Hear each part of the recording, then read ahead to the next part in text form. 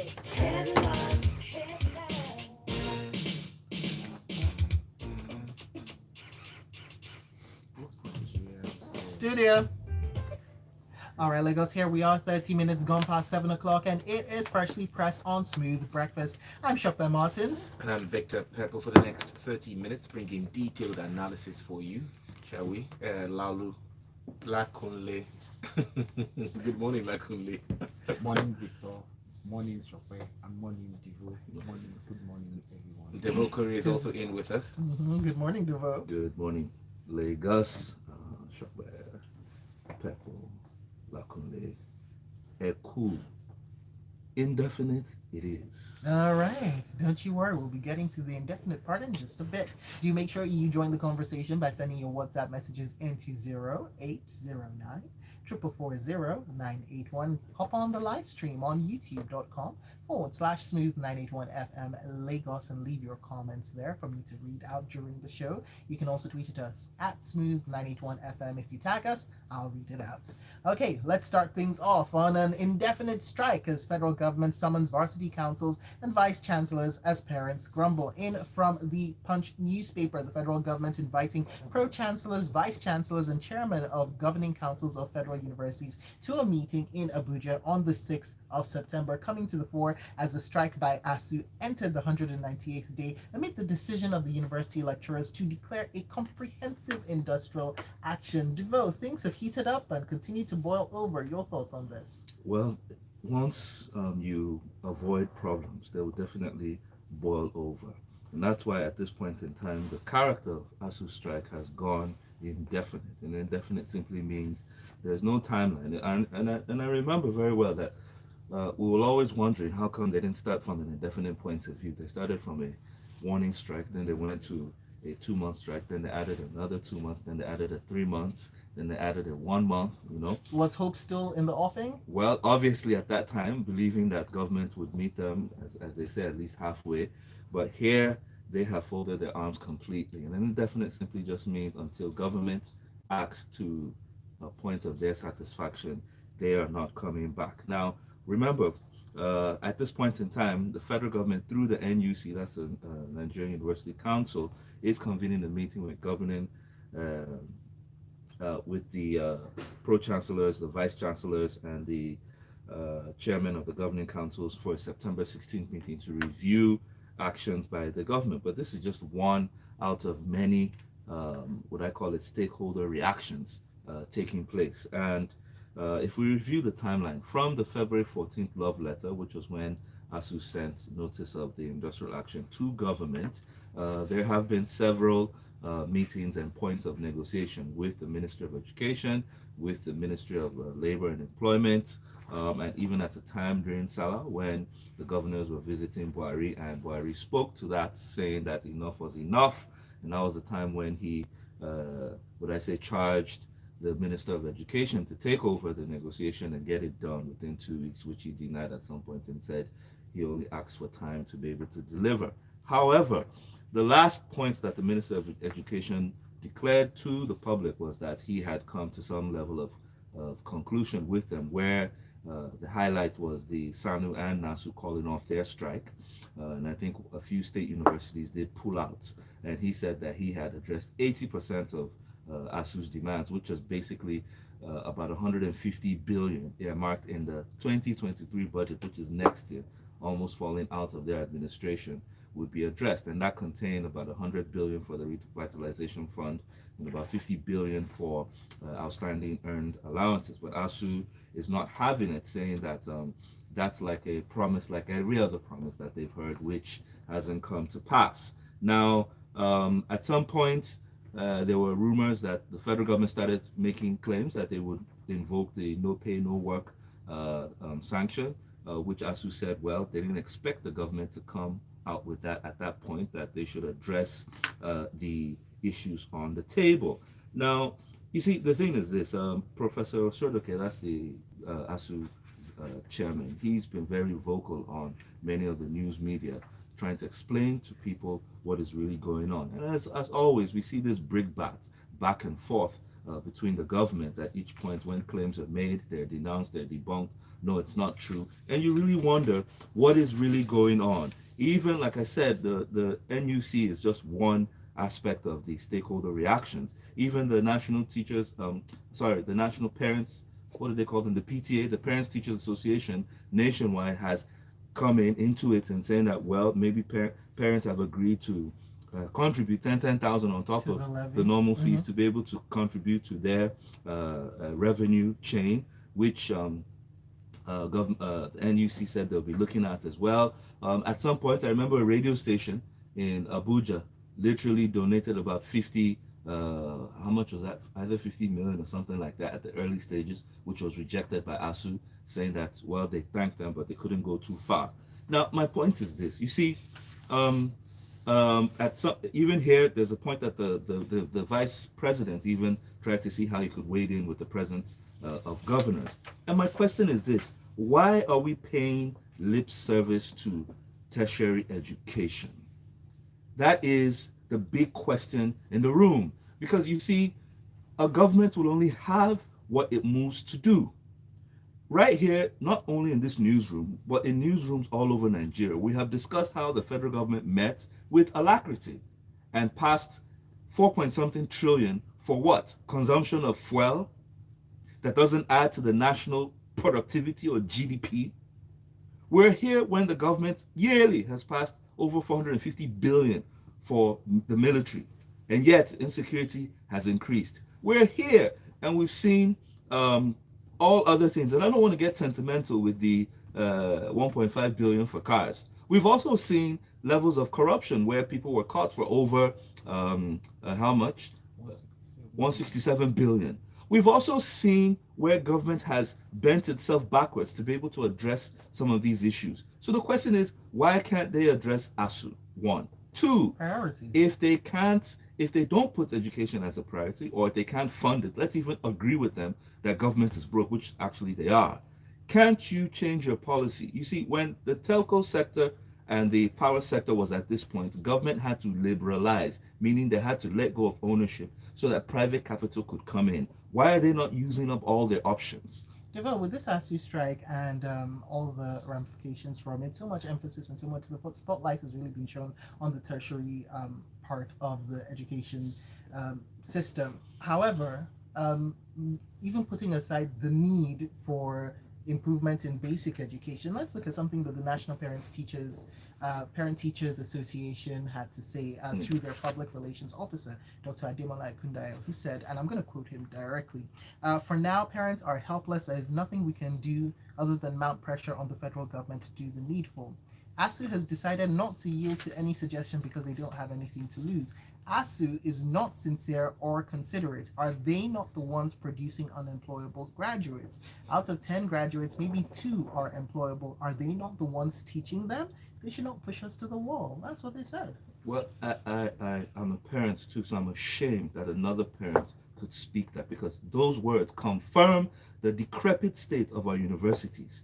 And if they were listening, okay, the simple, you know how you tell your children, listen to what is being said so that you can comprehend, you will understand that that's why ASU is fighting. Sometimes they have marred ASU to make it look as if it's just about their personal pockets and allowances. No, about the revitalization, about the, what do you call it, the iPace payment platform, about the funding for the universities. This education, tertiary education, should be considered an issue of national security. That your children are at home for so many months should be considered an issue of national security. Why? Remember, this same administration has always said where national issues of security come up, they will trump the Constitution. Remember? How come in this instance they're not really bothered? All right, let's move on now. All right, let's take it over to This Day newspaper, where in the This Day newspaper today, federal government inaugurates gas infrastructure fund, says $2 billion needed to bridge deficit. Now, yesterday, the federal government formally floated the Governing Council of the Midstream and Downstream Gas Infrastructure Fund in line with dictates of the new Petroleum Industry Act, PIA. Now, the government stated that over $20 billion will be needed yearly in the next 10 years to bridge the gas infrastructure gap in the country, which could exceed $200 billion in a decade. I'm coming to you now, Kunle, for this one. Right. So let's say better late than never.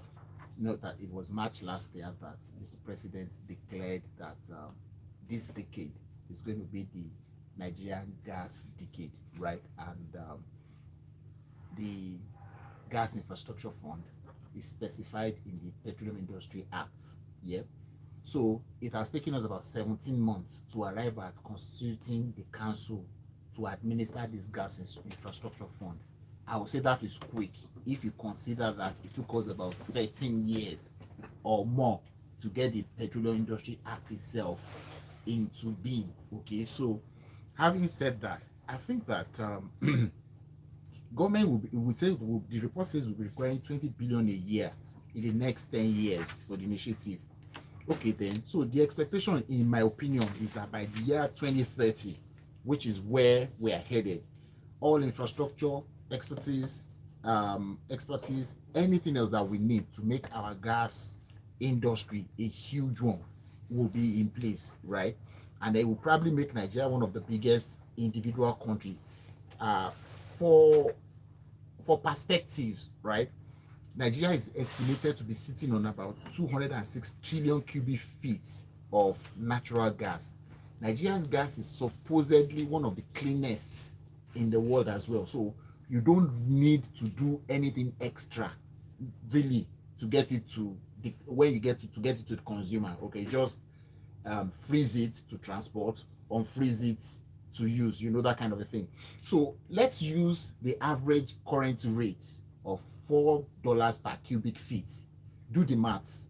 Try and imagine how much in dollars the value of the gas that is under the ground there in Nigeria that we have to export. So it makes it a veritable expense. But however, this 20 billion, this council is supposed to look for funds, look for the expertise, make sure that infrastructure is in place. So this 20 billion a year is what they're going to be spending. Where are they going to find this money from? At this stage, when IOCs are leaving us, are leaving our marginal fields, they are only doing international waters. So in itself, when you look at it from that perspective, where are we going to find the expertise from? Is it from within us? Is it from the existing one that do our oil right now that we're going to transmit to gas? And so on and so on. So, sorry, I want to take you back a bit. Now, in this article, the Minister of State Petroleum is talking about there are deficits, there are gaps that need to be filled, and so we'll need this $20 billion yearly to fill these gaps. So, reiterate from me. So that's exactly what it is. The deficits are those infrastructure, the expertise. For example, we're talking about building a gas pipeline. For such infrastructure, for me, I would imagine that, okay, so we can feed the rest of West Africa, for example. We need to have a gas pipeline that will feed the entire West Africa. And it will cost $20 billion yearly. I'm just asking so that we're those are the kind of things that will cost, is an estimate of what it will cost. You know why I'm asking? Because Nigerian Galali, who is SSA to the President of Public Affairs, just in June, was speaking about this as well and said by 2026, will have energy sufficiency in Nigeria. Is the same gas we're talking about. So if Mr. President on one hand is saying 2026 there'll be energy sufficiency in the country, then how be it that the Minister of State is saying by 2030, looking in the future, if we can close these gaps, then we can now be looking to export to other countries. Don't forget, the president himself said we have a decade for gas, 2021 to 2030. So let's work with what president said, and that's what the minister is working with, right? 10 years, a decade for gas development. So, like Ajurin Galel may have said, he might have been speaking to sufficiency within first. Of course, you would not dash people things when you are suffering. But of course, that is not the case with us in Nigeria. We've known to be okay. So let's leave that. However, the other concern I have is the membership of the council, right? So the membership of the council is supposed to have the Honorable Minister of State for Petroleum Resources as chairman. I hope that that title is meant for the office, not the named person, so that it is not like the current minister is creating an employment for himself after 2023. I was going I, to ask that. so so that is one question that needs to be made clear, right? They've listed the name of members of the committee, and I hope that it is for once, maybe in our oil and gas, everybody has predicated the reason our oil and gas sector had been comatose because there was no law. There was no law. We now have a law that is already 2 years old. I hope that that will now be a reason that will fast track the development of Your that guess is as industry. good as mine, but let's keep it here. Well, let's take it to 6 months' time because that's what it's going to take for us to appreciate the current administration, apparently, according to Mr. President. From the Punch newspaper, Nigerians will appreciate my government soon, says Buhari, saying that, in 6 months' time, we will understand and we will appreciate. He was speaking, actually, according to a statement by his special advisor on media and publicity, Femi Adesina, when he received members of the Progressive Governors Forum, led by its chairman, Governor Abubakar Bagudu of Kebbi State, at the State House in Abuja. Well, Devo, what do you make of his remarks? Sometimes I always chuckle anytime I hear Progressive Governors Forum, and I'm really wondering how progressive really are they? Now, you see, once again, we're hearing, how do I say it? We're hearing the president speak, and at the end of the day, it's sounding like he's not in touch with the reality of what Nigerians have to live in. You can't really sit in Abuja and then literally paint a picture of Nigeria, or sit in Lagos in High Pretty VI or Ikoyi and say that all is well with the country. And literally, he's in his statement, he said that, I quote, in 6 months, Nigerians will appreciate my government and respect them. Okay? That because I believe in the non interference of the political process, Nigerians will know that we have been sincere in what we have been doing to them, and that the Nigerians will appreciate the government of the APC, that we are sincere and that we respect them. You see, I don't understand how this is being said at this point in time, a few months to a 2 year, a 2 term presidency. Nigerians have had 7 years plus to realize whether the APC administration was sincere or not. And I'm not sure, going by what we get feelers from the 36 states, that that is the position of Nigerians. It's a little too late to be able to making this spin. The die is cast. That ship has sailed. Now, we're not saying that the APC administration is all failure. Don't get it wrong. There are a few good things. At least this administration passed the Electoral Reform Act, yes. They also passed the PIA, that's the Petroleum Industry Act. But, however, the odds outweigh the few gains. Nigerians are tired of the whitewashing. They're tired of the spin, right? Now, starting from the insecurity and the lawlessness that's taken place, pervaded the country over the past 7 years, whereby the military is in 32 states out of the 36, and our police are completely decrepit, non-performing. We're talking about the hardship with the economy, whereby people can't afford basic food. People eat 0-0. They hardly get one these days. They can't even afford the poverty a factor of $500, 500 naira per day, right? Which is $1 in quotes. Two, the debt management crisis. We literally borrow to pay salaries. We borrow for everything in this country. When are we going to pay back? The crude oil theft, which is no longer about some hoodlums poking holes inside pipelines, but major ship diversions by highly organized crime syndicates within the country, between the government and private sector. Public and private sector corruption at an all-time high, and social infrastructure totally underperforming. When you talk about transport, when you talk about health, when you talk about education, when you talk about housing, remember Devo, I see you have a list here. no, But no, I'm in a trying. nutshell, Yes, in a nutshell, mhm. the president is sleeping. He has lost complete touch with the welfare and the sensitivity of what Nigerians are passing through. The poverty degree has increased at an all-time high. You have almost 70 million Nigerians below poverty level. How can you come out and say that in 6 months' time we will miss you, we will appreciate that your government was sincere and that you respected them? The point is, with the capacity and the opportunity that you have had, you haven't done your best. In most cases, you have been failing. All right, Oh, he there you will tell go. you that he's done above and beyond Hmm. what he needed to do. But let's take it to what you have to say up on the different platforms YouTube, on WhatsApp, and on Twitter. We'll start off with WhatsApp. This message in from Daniel, who says, just like the president said, Nigerians will appreciate his government when he is gone. The only achievement of this government is signing in the electoral law. There's nothing else to remember him for except the bad things. That is Ike Okoye. No, actually saying that we will appreciate his regime shows that Buhari is the king of sarcasm. On a second thought, he might be right if we vote those that wants to continue from where he stopped. I'll take this one from YouTube from Joseph, who says Nigerians will appreciate his government! Exclamation point. How do these people think? These things are very clear. He sure is not in touch with what is going on. Jonathan said that as well. Change is indeed upon us. But then a lot of people started appreciating the previous administration when after a while. So, Exactly. is it not time will tell? Well, That's my fear exactly you just mentioned. Well, Yemi from Marina is saying $200 billion over the next decade, in a time when the world is moving away from fossil fuel, all will be well. God bless Nigeria. Godwin in Bagada. ASU should be reasonable.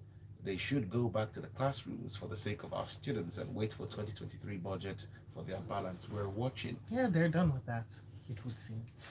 And this one from Tony from Ikeja says, any person that has sympathies for Boko Haram would like education to collapse. Have we won the war on Boko Haram and you want to win the war on education?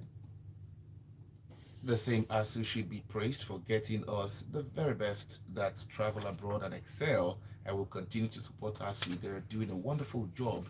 Name your words if they don't meet up as graduates.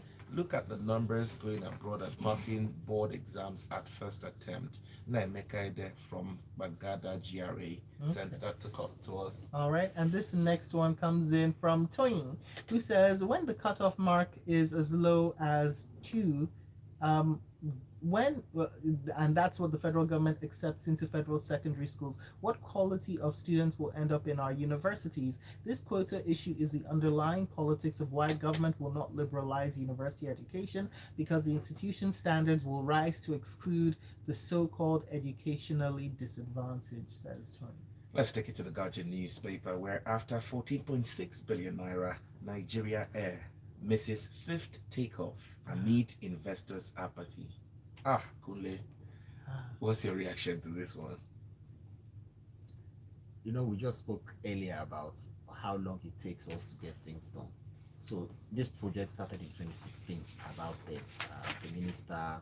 Funny enough, coincidentally, it's the same minister we've had since then, right? Right. So it's not an excuse that change of leadership or whatever.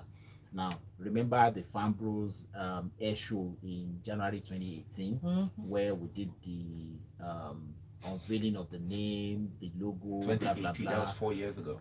Yeah, so you'd imagine that at that point, within that year, we would go like we start flying air. Is it Nigeria Air or Nigeria Air? Not Air Nigeria. Nigeria Air was the name, and that green ribbon, that eagles kind of right. So the issues here right now, according to this report, is that they have not found investors and technical partners to date. Right. This is the fifth time that we have failed to meet the set deadline for takeoff. That's the second thing. Now, the federal government is supposed to have only 5% of 5% stake in the new business. Yeah. So let's assume that this 14 billion is all of the money that 5% represents. Yeah. That means that minimum we're looking for 300 billion. Yeah. From that 300 billion, 46% of it is supposed to come from the general public, you and I, in quotes. And then the technical partners will take 49%, making all the three bits 100. Yeah. So now we're looking for money from you and I, the general public, Nigerians, and the technical partners. The minister has over the years threw names at us: Ethiopia Airlines, Turkish Airlines, Qatar Airlines as our technical partner. But to date, we don't have one. At least none has been announced to date. And even according to this report, none has been announced. Now, The first question is it a must that we have a national carrier? We've had in the past the Nigeria Airways. We knew how it ended. We have tried a joint ownership with Virgin. We knew how it ended. Now, AMCON, through Nigerian government today, through AMCON, that's Asset Management Company of Nigeria, owns two airlines, Aero and Arik. What are we doing with those two? Must we start something from afresh? No matter how bad those two are today, there is something on ground, there's some structure on ground that we can build on. I know for a fact that Arik, for example, has international routes to South Africa, to London, and to at least 3 of the West African countries. Must we start big? Can we not maintain that small and grow it? And then these technical partners that we're talking about would see how effective we are running this small thing, and they'll be attracted to want to put money. And then you and I want to put money. Look at one of the telcos that did a public offer sometime last year, about November last year. Because we've seen their 20 years of operations in Nigeria, people willingly put their money into it. They've paid dividend twice. So that is the way to run this thing. We cannot sit down and then we are speaking English and spending money and there is no result at the end of the day. And that is what we have been doing. So imagine that 14 billion has not been spent on this journey and has been spent on something else and we have seen the results now. All right. Thank you very much, Kunle. Let's try and take one more story in from the Daily Trust. Tinubu, Shettiba, and APC governors storm Jonathan's residence. Devo, over to you. Yes, as it goes with politics, the Asiwaju Bola Tinubu, let's call it team, and a few chieftains recently did visit the former president in his residence on Tuesday. And as always, in that team, you also have the VP elect, that's the Kashima, and I think about 5 governors. Now, you would wonder what's really the story here, because remember, Jonathan is still of the PDP, but we know that it's really an amazing turn of events how a party that actually unseated the former president, and if you remember in their time, they demonized the GH administration so badly to the extent that they even used a goat analogy. If you remember, there were memes that used to point, the president was pointing, that is the way to Tioke, straight, even to the point of using the word cluelessness at the presidency that was trending for a long time, that they are now romancing this same person. Well, their love started during the last Bayelsa state elections, where we saw that a brouhaha within the PDP led to that small romance that has grown across the time. And we will always restate this so that people understand, because in politics, the more you look, the less you see. What you need to understand is that politics is about interest, not permanent friendships, all right?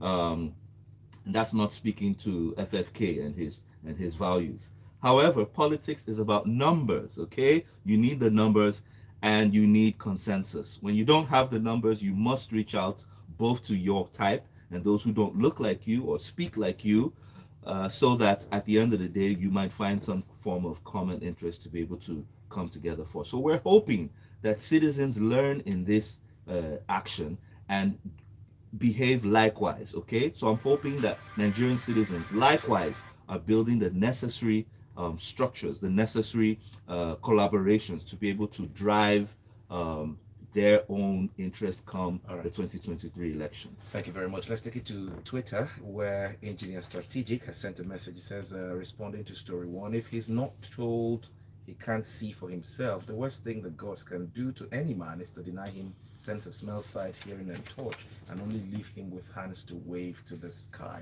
On the ASU strike, we're used to forcefully getting very easy things done. I've learned that it's a weak negotiator that resorts to forcing his solution through. And on Nigeria air takeoff, Nigerians have been grounded for long. This is an indication of failure everywhere. We'll take this one from Kenna up on YouTube, who says, how do we appreciate a government that has consistently failed at everything? Now on to WhatsApp to end the show. Joseph from Silver Estate says, I really appreciate the president's speech. Certainly, we would celebrate the hardship, insecurity, inflation, unemployment, and others. They're dehumanizing conditions that we are in. And Sam is saying that the tsunami is coming to educational sector and the teachers are leaving next. Allergy, good night here from. It's been said that some lecturers are even leaving the university. We've seen that happening. And from Rita comes this last message. If we don't choose well in 2023, the president might be right. See how we are appreciating Jonathan now because of our choices. And that's actually Uvis from Yaba. There we go. All right, and that is that for the show. Thank you so much to our analysts, Devo Okori and Lakanle, who you can find up on Twitter at Lakanle17. And that is that for Freshly Pressed. Coming up at 8:15, it is going to be sports inside the locker room. The headlines. So